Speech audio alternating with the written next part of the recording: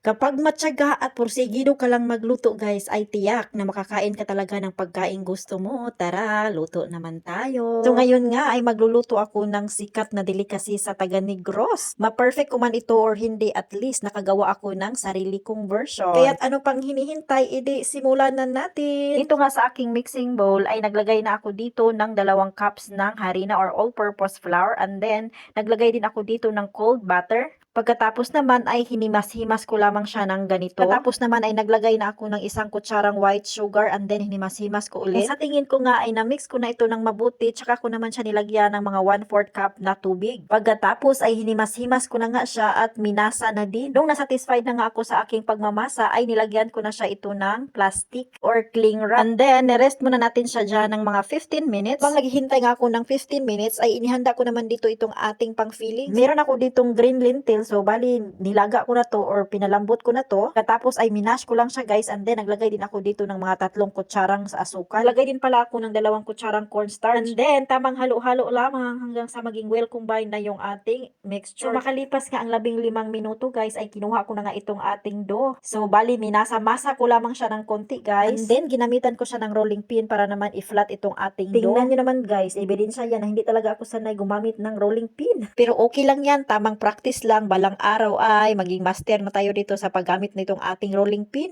Nung na-flat ko na nga itong ating dough gamit yung ating rolling pin, ay naglagay na ako dito or nag-brush na ako dito ng cooking oil.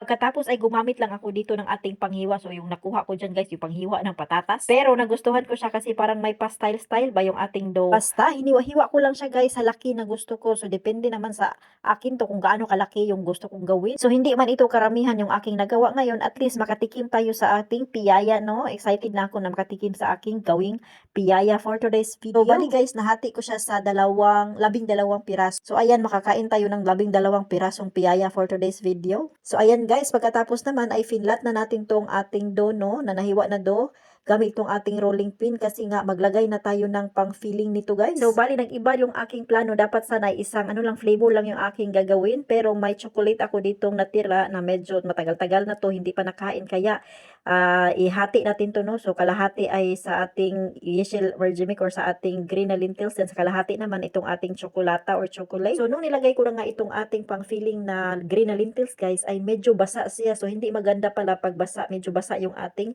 pang palaman. Pero dinhandahan ko lang siya pag flat, no, gamit yung ating rolling pin para hindi naman siya mabuslot ba. Pero nung na-try ko na nga yung chocolate na palaman guys, ay okay siya. Okay yung kinalabasan niya, hindi siya basa, parang hindi siya nabutas. Ito kasi ating green na lentils ay medyo, tingnan nyo, medyo nabutas siya kasi nga basa.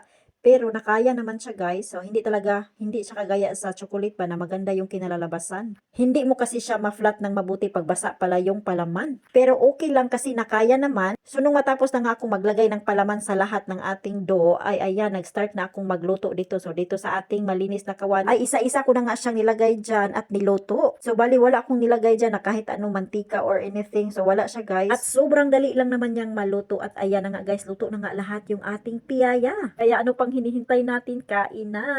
Walang halong biro guys, for me satisfied ako sa aking ginawang piyaya. O siya, hanggang dito na nagtatapos ang ating cooking show. So thank you Lord sa blessing, at sa inyo mga mare, God bless you all. Bye bye.